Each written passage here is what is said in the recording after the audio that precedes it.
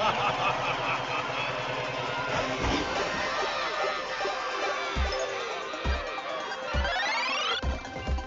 loading. Here we go.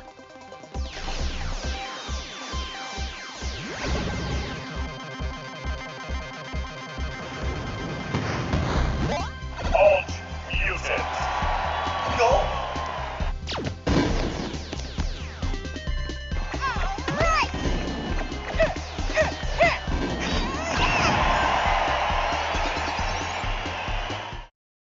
Hello, everyone, and welcome back to a YouTube exclusive here on From the Queue.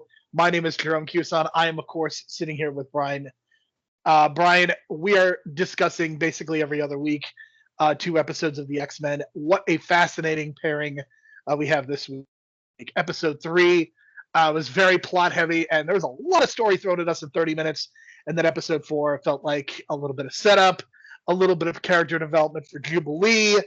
But the one thing I can say is that this show is keeping me very engaged, and I am. This is my Wednesday morning watch. And Brian, again, I can't emphasize enough how great it is to see how horny the X-Men are.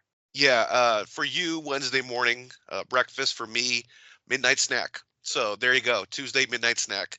But yeah, it's very fun, and it's kind of like interesting because we get to see inside of Gambit's like guilt or like mind, right? And we see kind of like that sexiness going on between Rogue and Magneto, and it's all gushy and mushy, and it's I thought that was a great scene. That was a great scene. So yeah, everyone's horny. That's good because we're all adults here, and the X-Men are adults. So let's go with it.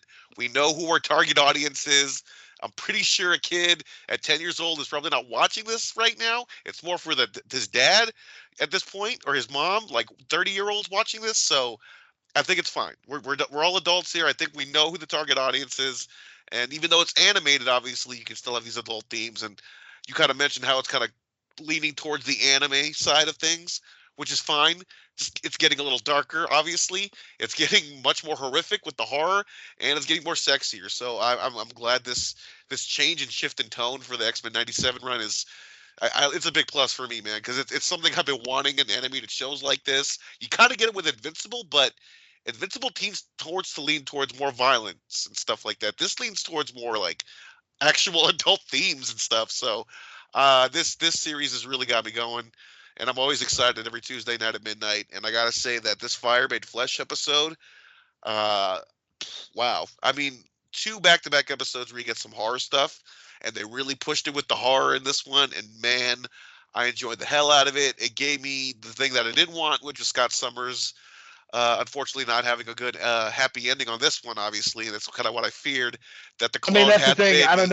I don't know if you saw the meme, but most X-Men stories are about making Scott Summers unhappy. So it's kind of I know, and it's predictive. directly from the comics, and I was But it hoping they works were going to out. change it, but they didn't. But it sucks, man, because that bird. I mean, they did it lightning speed, which I appreciate. I kind of like the fact that they're kind of chopping up story and really just getting into things. And I think if they're going to slow things down, I kind of hope they do so maybe for season 2. Like I would love to see a season 1 that is just breakneck, chaotic, set up a new normal, and then season 2 maybe you slow down and do some of the more character developed episodes like we saw in season 2 of the original run. But I mean, this show is just I think it's got some amazing elements to it. I don't think it's perfect, but I mean, this to me is just everything that I could want out of a rebooted or a sequel series. I think there's so many sequel series where I end up being very disappointed, or it just like it doesn't feel the same. It feels different, but it feels different in a lot of really positive ways. The voice work is fantastic. Again, you've got those adult themes that I think work out so well. And I think for me, most importantly, is just I feel really engaged with the show. And I haven't felt that way about a lot of Marvel things. I mean, there's a reason that we stopped doing superhero pantheon. And certainly, we are doing this show because it is something that we enjoy watching. If the show were not good, we would not be doing this podcast every 2 weeks. And that doesn't mean that we're not going to be critiquing it. But overall, I mean, this show is just incredibly enjoyable. So let's talk about episode 3 first, which it introduces us to Madeline Pryor, and that's basically how this is like the story again told in lightning speed. We get Goblin Queen. one of my favorite things. I mean, the internet just seems to love this show too. And one of the things that they were talking about is the between what Gambit wears and between the Goblin Queen. Is that this show serves a lot of the C word. I am not going to say the C word. Brian, you know what C word I'm talking about, right? UNT. Yes, it is. It is that Okay, word. just And making sure. I mean, it's just, yeah. I mean, it's good to making sure. Episode 3, we get a little bit of Mr. Sinister. We get Cyclops just being very depressed, and it is ultimately revealed that Jean at some point was switched with a clone. Also, Nathan is sick. Bishop. Another great thing I saw is how would you like to go on a work trip and come back a single dad? That makes me laugh because Bishop takes Nathan into the future, presumably to become Cable. And look, I mean, I understand that there is that things are moving fast, but do we really want to watch an X-Men animated series with a baby? Unless the baby is really doing things. If this was the Incredibles, then maybe it would work. But just taking care of a baby on the show would not work. Yeah, taking note from Dragon Ball, whenever that Goku had a kid, they either sped it up or just flash forward because, it doesn't work. It doesn't work as well. It works when he's like 4 years old. That's when it starts like to get interesting. So they're not going to do that, obviously. So, and they want to stick to the storyline anyway. And Cable's somehow going to go even further into the future because Bishop goes to 2055 and Cable's supposed to be in 2030 something. So it's crazy. So. And we still don't know why Bishop is there, and I feel like they're still going to tell us. I feel like they wouldn't dangle that carrot and just not give us, like the answer. You know what I'm saying? It does annoy me that they didn't specify the switch point, and I know that's like a trope. Whenever there's a clone or something, we're never going to tell you when she switched or whatever he switched. But I just feel like they should have just told us, man, because I feel like it's going to lead to more speculation. And you know how the internet speculation gets really out of control sometimes. I think some people like me are going to obsess over it to a point. But my theory is it's like episode 2, season 5, Phalanx part 2. I saw Mr. Sinister run away like a bitch, and it was just kind of like, okay, did he run away because he was ashamed that he needed the help of the X-Men, right? Or is it that he had some other sinister plan? Now they can just retcon and say, oh, he was running away because he kidnapped Jean. So there you go. I gave you some information that supports this theory because in reading through some of the comments, which you should almost never do, but in this case, the credits for episode 4, Jean Grey goes back to her ponytail like she had in the original series, whereas the first 3 episodes, she just has the long hair. And again, the thing that I really like about the show, look, you should not skip the intro anyway, but I love that they're telling little stories in the intro as well. I mean, I definitely popped in episode 2 when Magneto first came up. That was a very cool moment. And again, they're putting in the little Easter eggs of like moments from the past and possibly moments from the future. And I really appreciate that part as well. But basically, Jean Grey let her hair down in season 5. So a lot of people think that it was potentially either at the end of Beyond Good and Evil or the beginning of season 5 with Phalanx Covenant. So, Brian, it appears you may be right. I mean, it was just weird, but then it was like a weird retcon that they had the opportunity to have because, I mean, watching that episode, it really makes me, it lowers like my scale of hero or villains on the X-Men scale. It lowers Mr. Sinister down a peg or 2 because of the way he just ran away like that. It was ridiculous. And I know that it was just like, oh, let's make him look like a, like a evil, caricature or whatever, and have him just run away like a fool or whatever. And now it makes more sense because he was probably kidnapping Jean. So I like how they're kind of retcon. Maybe we're just retconning in our heads, but still, like, it still makes sense. So I'm going with that because they didn't give us the explanation.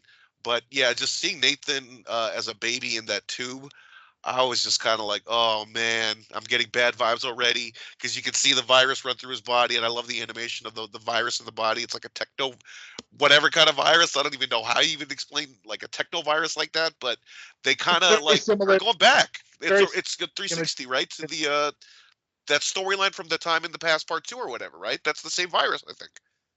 It reminds me of what we saw in season 2. Same imagery. I don't know if it's like designed to be the legacy virus, but it definitely is giving off those vibes. And again, the important thing is that we are getting Nathan out of the present so that we don't have Scott and Jean having to worry about a kid. I mean, that's ultimately what matters. But Something else, a couple of other really good scenes. Wolverine and Jean having a great moment again, and I just the connection. It kind of reminded me a little bit of The Last Stand, except obviously this show is so much better than that. And again, I really like the fact that Wolverine is kind of a supporting character and doesn't feel like they're shoehorning him into a lot of storylines. He just feels like part of the ensemble.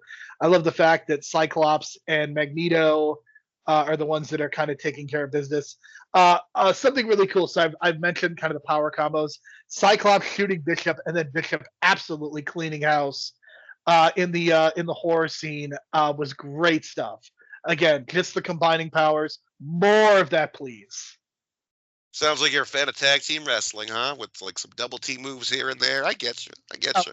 We got it in episode 4 too, which we'll get to in a moment. But that was a little bit different. But I am sad. I'm sad that Bishop left. It's like Bishop is there and Bishop is now gone. And again, he is a single father. And the Bishop thing does feel a little bit weird. But I guess like he was purely there just so he could go back to the future with Nathan. I do kind of hope we get him coming back. See, that is a very Trunks Dragon Ball thing, and if you know the character of Trunks, we see Trunks from the future come in, and then we see like him as a baby, but you're always thinking of future Trunks. It's weird, and the future Trunks comes in at different time points in the series, just like Bishop. So I think there's a lot of Dragon Ball influence with the Bishop character and Trunks. I'm just saying that. I'm putting that out there, folks. But one thing I'm really glad. Okay, so we don't have Mystique a lot so far, right?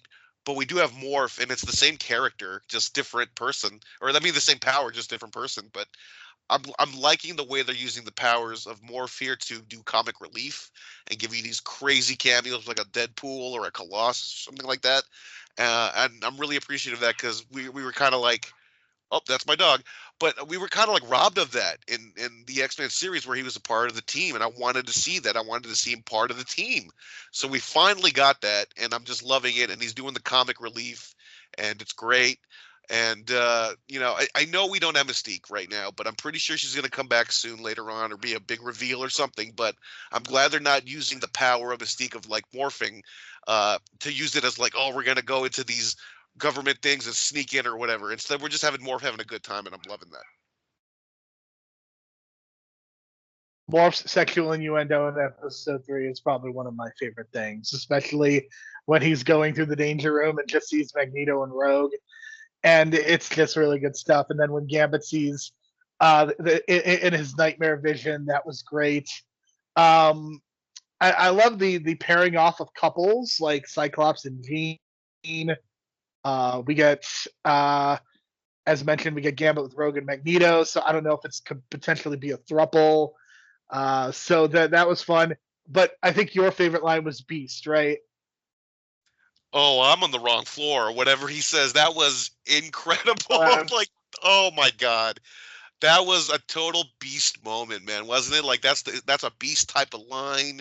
He's got the same delivery as the '90s show, and that look on his face when he opens the door and he sees a giant monster from like out of nowhere. He's like, "Oh, I'm on the wrong floor." Oh man, that was great. Great stuff. Cyclops, we get a great moment with Cyclops. We get Cyclops making Jane bleed, which was, I mean, that was a moment, man. Like Cyclops blast. I mean, yes, it was the Goblin Queen, but like blasting her and her bleeding and her wiping the blood on her lip. I mean, that's definitely a more of a PG or TV-14 moment. But again, I think I appreciate the fact that they are going to a slightly more adult place without feeling egregiously violent or using a lot of swearing. They're definitely more mature, I would say. And again, episode 3 is really great. Episode 3 is probably my favorite of the 4 so far. I still got to go with the Magneto Mutant Liberation Begins. That whole powerful ending. I mean, it's great, but I don't know. Episode 2 but Cyclops does have a great ending here too. Like that line about him destined to be his father, and he doesn't want to be his father. That's a very powerful line because I think a lot of us can relate to that. And he was just burdened by it, and he can't do anything about it. I think that's what eats at him, is that he can't do anything about it, and he's going to be this distant father to Nathan, and to the point where Cable's an adult and doesn't even know that Cyclops is his dad. So it's tragic, but it's like, okay, man, that's part of being the X-Men, because we know like that's part of being an X-Men. It's like you come from a tragic background, therefore your life is just going to be tragic, and you just got to deal with it. That's like every single X-Man on the team, so you got to get used to it. For sure. Let's talk about episode 4, which is very unusual because essentially it is 2 episodes smashed together. And I don't know whether the 10 episode run is kind of limiting their storytelling ability, but essentially the first part of the episode is a Jubilee story. Jubilee turns 18. Magneto doesn't want her to have any fun. So she goes back and there's a video game. Of course, harkening all the way back to the pilot, Jubilee is a huge fan of going to the arcade. So her and Robert go back to play a Motendo was the name of it.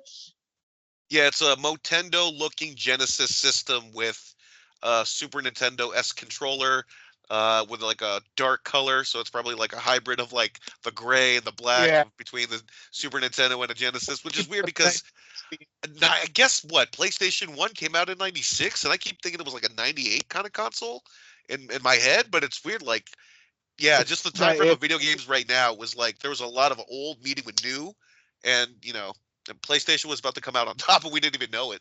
So yeah, for sure. So I think we'll talk about because I know you have something to say about X-Men video games in general, but just to kind of talk about the plot. I mean, the idea is that Jubilee is kind of dragged into the game with Robert, and they end up in a video game version of Genosha, and eventually it is revealed that they are in Mojo creation. Mojo has instead of creating TV shows, is now creating video games. And I know that you are not a huge fan of the Mojo episodes. Mojo Vision is one of my favorites. It's a runner-up for me. I really like it, but I could definitely understand this version of Mojo was a little bit more annoying even. It definitely was giving off some very annoying vibes. And I did get a great crack in about because at one point Mojo appears to have lost weight, and I made a joke about him being on Ozempic. But my official joke is he Mozempic now? My goodness. And then it turns out he was faking it, right? Or did we? I don't know. I think he was faking it or something, and then he got fat again. Fake. The ultimate Hollywood thing. Be fake. I know.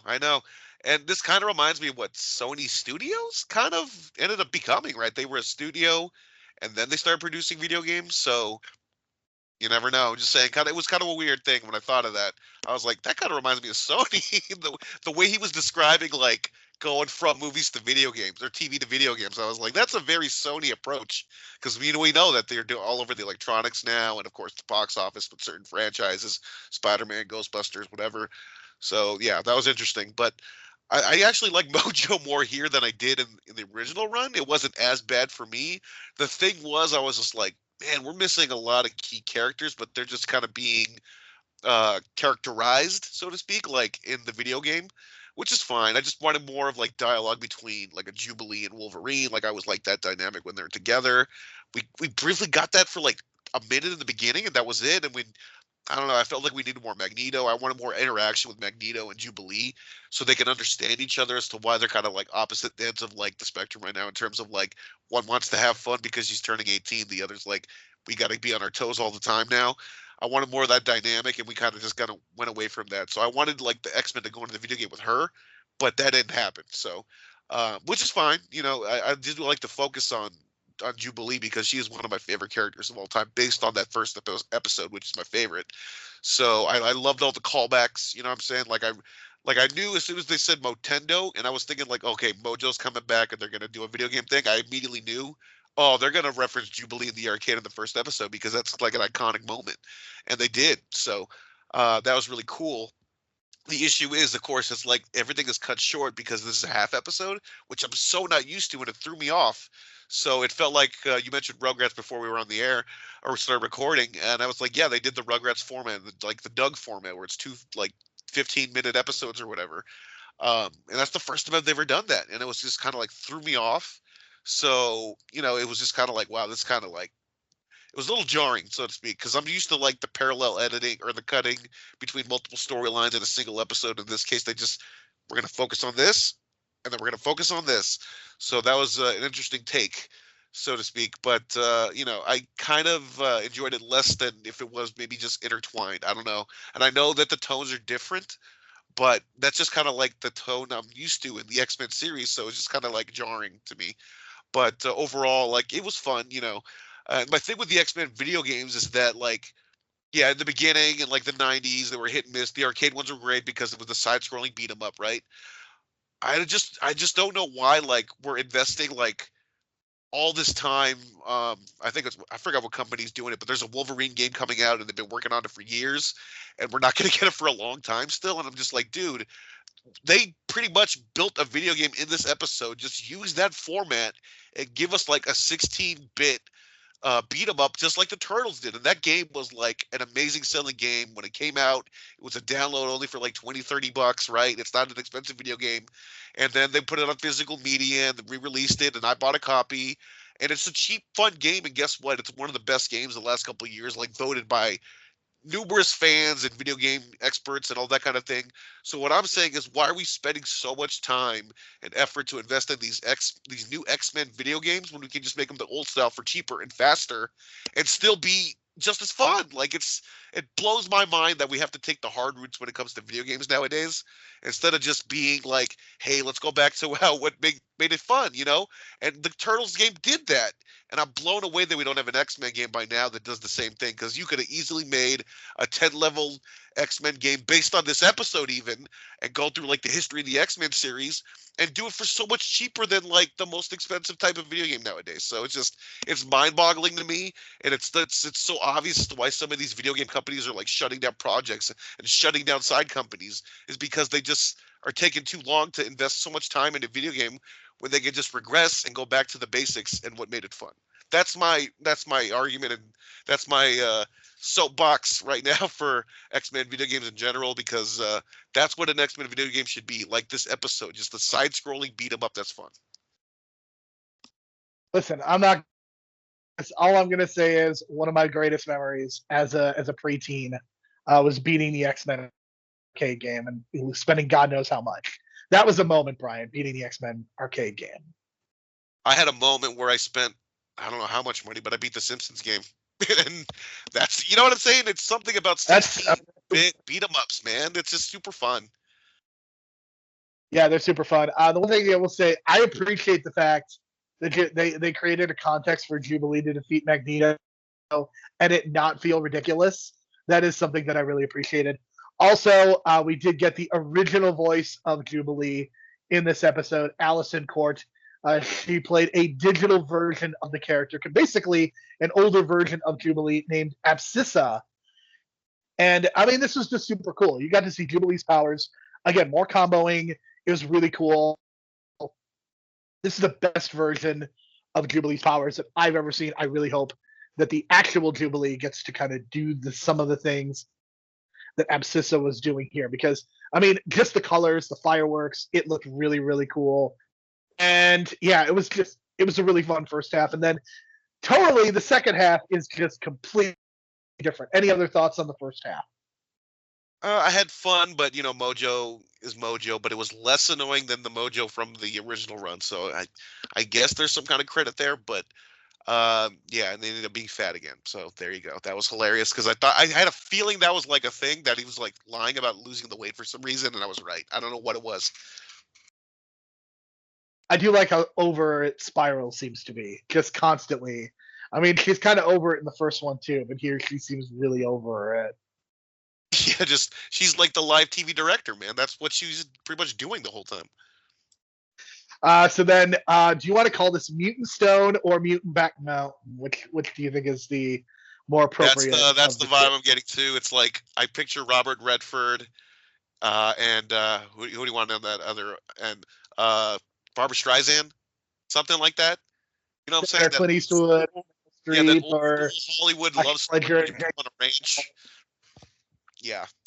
God, there's like a lot of names of movies I'm skipping in my head, but man, Legends of the Fall, something like, no, not Legends of the Fall. Sorry about that. This is the kind of Chloe Zhao should have directed. Like Chloe Zhao should have directed this movie. A Storm solo movie about her getting her powers back, and it's a love story about two older people falling in love. Yeah, dude. Yes. I want to see Chloe Zhao direct this now. I'm more fired up for that than anything else. I mean, this is just you don't see this. I mean, the thing for me is what strikes me so much about this is that you don't get this in the movies. You don't get this kind of like we're going to take 10 minutes and we're going to tell a love story. Is it a little too fast? Yes, it is. But I mean, you just feel Storm's pain. I want to point out that Forge is the second person to refer to her as a goddess as well, and Storm does not have her powers. I think that's worth noting. I think the vistas just look fantastic. It's a really good animation. And look, we know Storm's going to get her powers back, but the journey to get it, making it painful, kind of putting this love story in there, and like having Forge seemingly kind of be a manipulator in some ways and kind of gaslighting her at first. I mean, it's good stuff, and it feels like a real setup. And again, I don't know that I wanted to watch 30 minutes of this, but 10 minutes of it, I mean, it worked for me on that level, and I think it really sets up part two. Part two is airing in 2 weeks. Next week is about Genosha going into the UN, and then week 6 is going to be the continuation of this storyline. So a little unusual in terms of the formatting, but I mean it's really good stuff. It's great voice work, and again to hear, of course we have the original voice of Storm in these episodes, and it's really cool. Allison Seeley Smith getting to do something different.